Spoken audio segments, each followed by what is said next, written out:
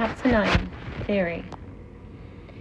Can I ask just one more? I pleaded as Edward accelerated much too quickly down the quiet street. He didn't seem to be paying any attention to the road. He sighed. One, he agreed. His lips pressed together in a cautious line. Well, you said you knew I hadn't gone into the bookstore and that I had gone south. I was just wondering how you knew that. He looked away, deliberating. I thought we were past all the evasiveness, I grumbled. He almost smiled. Fine then, I followed your scent. He looked at the road, giving me time to compose my face. I couldn't think of an acceptable response to that, but I filed it carefully away for future study. I tried to refocus. I wasn't ready to let him be finished, now that he was finally explaining things. And then, you didn't answer one of my first questions, I stalled. He looked at me with disapproval. Which one? How does it work, the mind-reading thing? Can you read anybody's mind, anywhere? How do you do it? Can the rest of your family? I felt silly, asking for clarification or make-believe. That's more than one, he pointed. I simply intertwined my fingers and gazed at him, waited. No, it's just me, and I can't hear anyone anywhere. I have to be fairly close. The more familiar someone's voice is, the further away I can hear them. But still, no more than a few miles, he paused thoughtfully. It's a little like being in a huge hall filled with people, everyone talking at once. It's just a hum and buzzing of voices in the background until I focus on one voice, and what they're thinking is clear. Most of the time I tune it all out. It can be very distracting, and then it's easier to seem normal. He frowned as he said the word, when I'm not accidentally answering someone's thoughts rather than their words. Why do you think you can't hear me? I asked curiously. He looked at me, his eyes enigmatic. I don't know, he murmured. The only guess I have is that maybe your mind doesn't work the same way the rest of theirs do. Like your thoughts are on the AM frequency, I'm only getting FM. He grinned at me, suddenly amused. My mind doesn't work right. I'm a freak? The words bothered me more than they should, probably because his speculation hit home. I'd always suspected as much, and it embarrassed me to have it confirmed. I hear voices in my mind, and you're worried that you're the freak? He laughed. Don't worry, it's just a theory. His face tightened, which brings us back to you. I sighed. How to begin? Aren't we past all the evasions now? He reminded me softly. I looked away from his face for the first time, trying to find words. I happened to notice the speedometer. Holy crow! I shouted. Slow down! What's wrong? He was startled, but the car didn't decelerate. You're going at 100 miles an hour, I was still shouting. I shot a panicky glance out the window. It was too dark to see much. The road was only visible in the long patch of bluish brightness from the headlights. The forest along both sides of the road was like a brick black wall, as hard as a wall of steel if you veered off the road at this speed. Relax, Bella. He rolled his eyes, still not slowing. Are you trying to kill us? I demanded. We're not going to crash. I tried to modulate my voice. Why are you in such a hurry? I always drive like this. He turned to smile crookedly at me. Keep your eyes on the road. I've never been in an accident, Bella. I've never even gotten a ticket. He grinned and tapped his forehead. Built-in radar detector. Very funny, I fumed. Chinese cop, remember? I was raised to abide by traffic laws. Besides, if you turn us into a Volvo pretzel around a tree trunk, you can probably just walk away. Probably, he agreed with a short half-nod. But you can't. He sighed, and I watched with relief as the needle gradually drifted toward 80. Happy? Almost. I hate driving slow, he muttered. This is slow. Enough commentary on my driving, he snapped. I'm still waiting for your latest theory. I bit my lip. He looked down at me, his honey eyes unexpectedly gentle. I won't laugh, he promised. I'm more afraid that you'll be angry with me. Is it that bad? Pretty much, yeah. He waited. I was looking at my hand so I couldn't see his expression. Go ahead. His voice was calm. I don't know how to start, I admitted.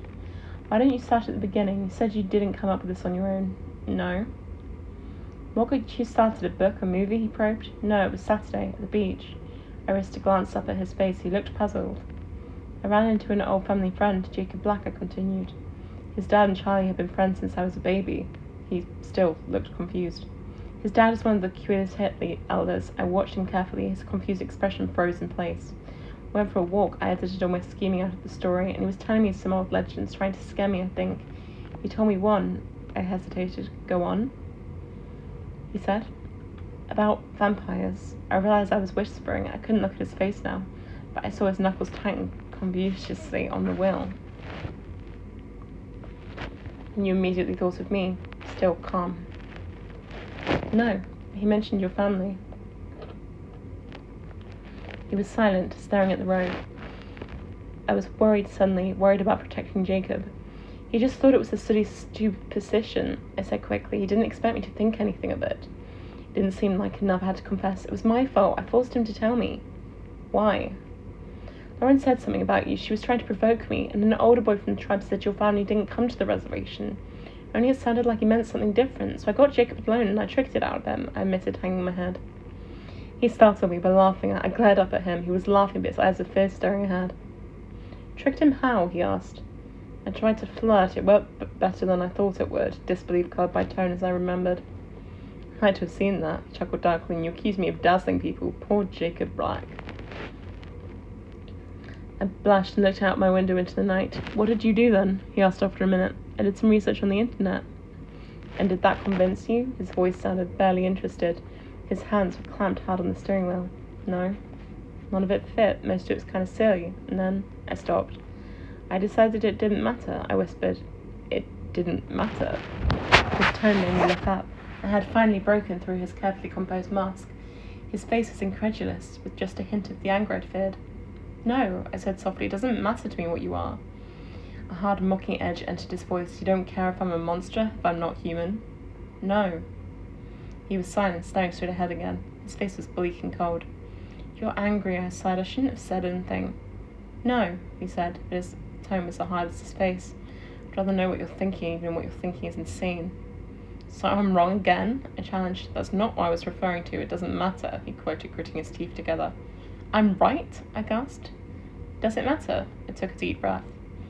Not really. I paused, but I am curious. My voice, at least, was composed. He was suddenly resigned. What are you curious about? How old are you? 17, he answered promptly. And how long have you been 17? His lips twitched as he stared at the road. A while, he admitted at last. Okay, I smiled, pleased that he's still being honest with me. He stared down at me with watchful eyes as much as he had before, and he was worried I would go into shock. I smiled wider in encouragement, and he frowned. Don't laugh, but how can you come out during the daytime? He laughed. Myth. Burned by the sun? Myth. Sleeping in coffins? Myth. He hesitated for a moment, and a peculiar tone entered his voice. I can't sleep. It took me a moment to absorb that. At all? Never, he said, his voice nearly inaudible. He turned to look at me with a wistful expression. The golden eyes held mine, and I lost my train of thought.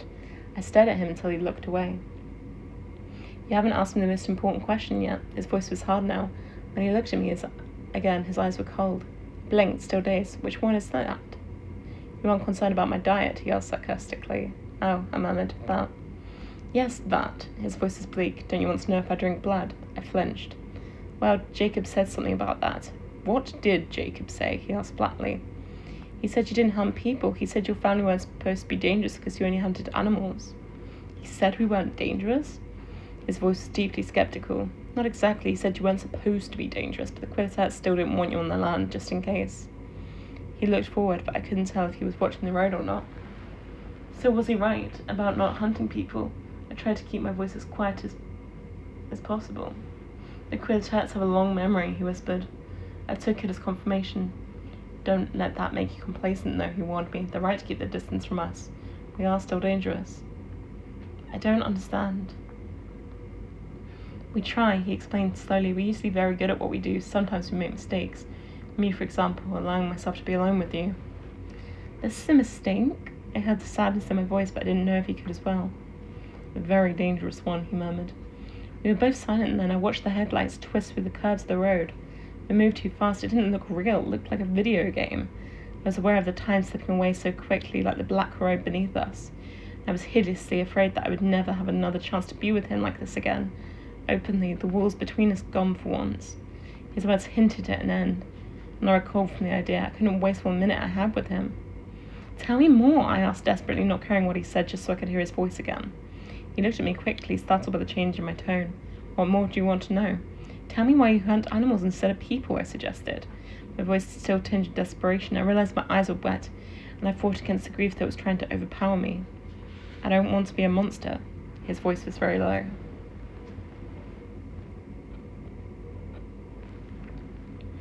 But animals aren't enough. He paused. I can't be sure, of course, but I compare it to living on tofu and soy milk. We call us as vegetarians, our little inside joke. It doesn't completely satiate the hunger, or rather thirst, but it keeps us strong enough to resist most of the time. His tone turned ominous. Sometimes it's more difficult than others. Is it very difficult for you now? I asked. He sighed. Yes.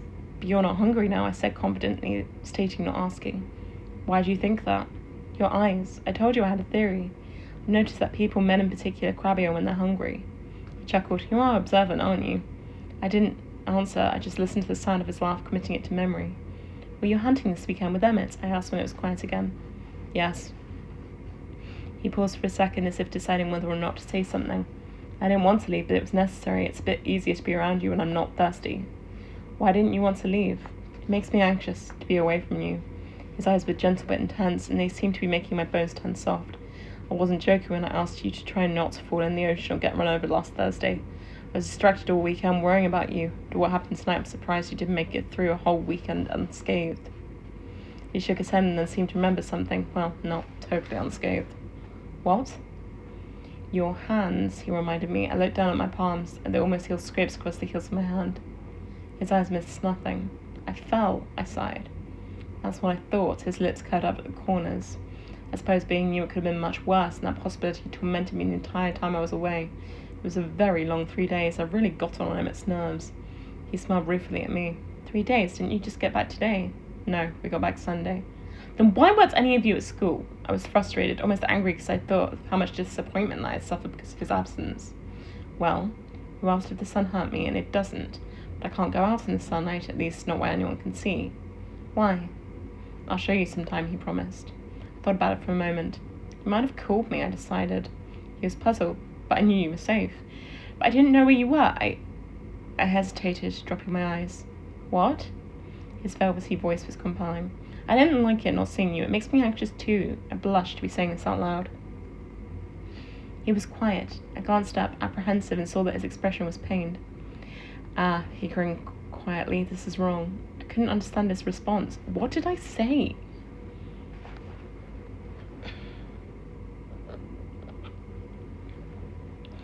Don't you see, Bella? It's one thing for me to make myself miserable, but it's a wholly other thing for you to be so involved. He turned his anguished eyes to the road, his words flowing almost too fast for me to understand. I don't want to hear that you feel that way. His voice was low but urgent. His words cut me. It's wrong, it's not safe, I'm dangerous, Bella. Please grasp that. No. I tried very hard not to look like a sulky child. I'm serious, he growled. So am I. I told you, it doesn't matter what you are, it's too late. His voice whipped out, low and harsh. Never say that. I bit my lip and was glad he couldn't know how much that hurt. I stared out of the road. We must be close now. He was driving much too fast. What are you thinking? He asked, his voice still raw. I just shook my head, not sure if I could speak. I could feel his gaze on my face, but I kept my eyes forward. Are you crying? He sounded appalled. I hadn't realised the moisture in my eyes had brimmed over. I quickly rubbed the hand across my cheek, and sure enough, traded tears were there betraying me. No, I said, but my voice cracked.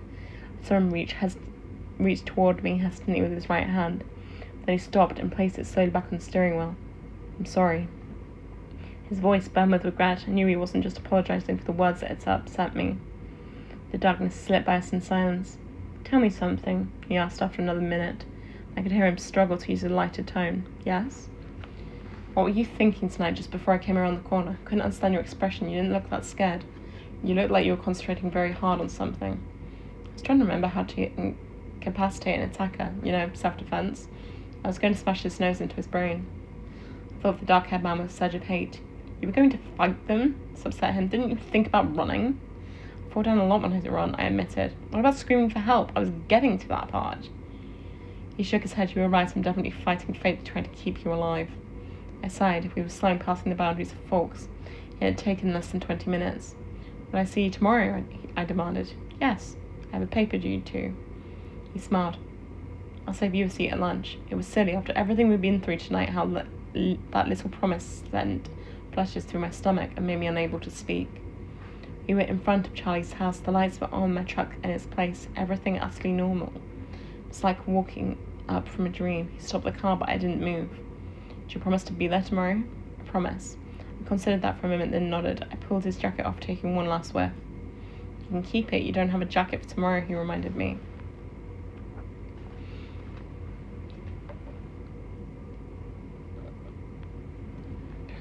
I handed it back to him. I don't want to have to explain to Charlie. Oh, right. He grinned. I hesitated, my hand on the door handle, trying to prolong the moment. Bella? He asked in different tones, serious but hesitant. Yes? I turned back to him too eagerly. You promised me something? Yes, I said, and instantly regretted my unconditional agreement. What if he asked me to stay away from him? I couldn't keep that promise. Don't go into the woods alone. I stared at him in blank confusion. Why? He frowned and his eyes were tight as he stared past me out the window. I'm not always the most dangerous thing out there. Let's leave it at that. I shuddered slightly at the sudden bleakness in his voice, but I was relieved. This at least was an easy promise to honour. Whatever you say. I'll see you tomorrow, he sighed, and I knew he wanted me to leave now. Tomorrow then. I opened the door unwillingly. Bella? I turned and he was leaning towards me. His pale, glorious face, inches from mine, my heart stopped beating.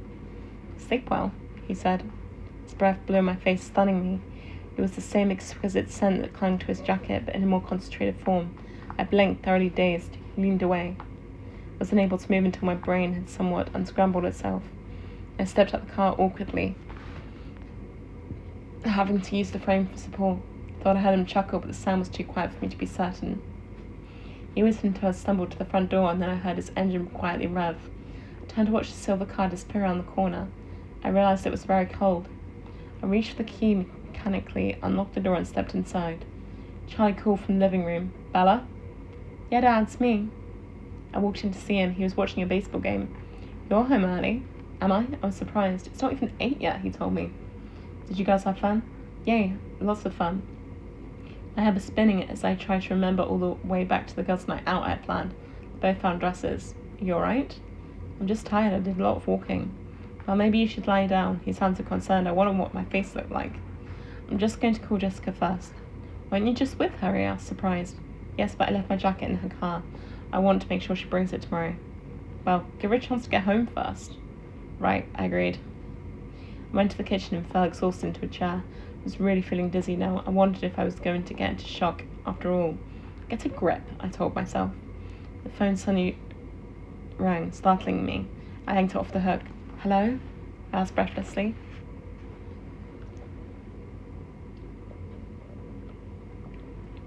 Bella?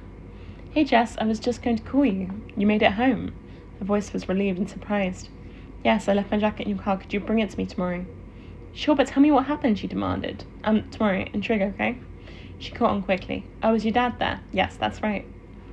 Oh, okay. I'll talk to you tomorrow then. Bye. I could hear the impatience in her voice. Bye, Jess. I walked up the stairs slowly, the heavy stupor clouding my mind. I went through the motions of getting ready for bed without paying any attention to what I was doing. It wasn't until I was in the shower, the water too hot burning my skin, that I realised I was freezing. I shuddered violently for several minutes before the steaming spray could finally relax my rigid muscles. I stood in the shower too tired to move until the hot water began to run out. I stumbled out, wrapping myself securely in a towel, trying to hold the heat from the water in so the aching shivers wouldn't return. I dressed for bed swiftly and climbed under my quilt, curling into a ball, hugging myself to keep warm. A few small shudders trembled through me. My mind still swerved dizzily, for the images I couldn't understand. Some I fought to repress. Nothing seemed clear at first. But as I fell gradually closer to unconsciousness, a few certainties became evident. It brought out 3 things that I was absolutely positive. First, Edward was a vampire. Second, there was part of him, and I didn't know how potent that part might be, that thirsted for my blood. And third, I was unconditionally and irrevocably in love with him.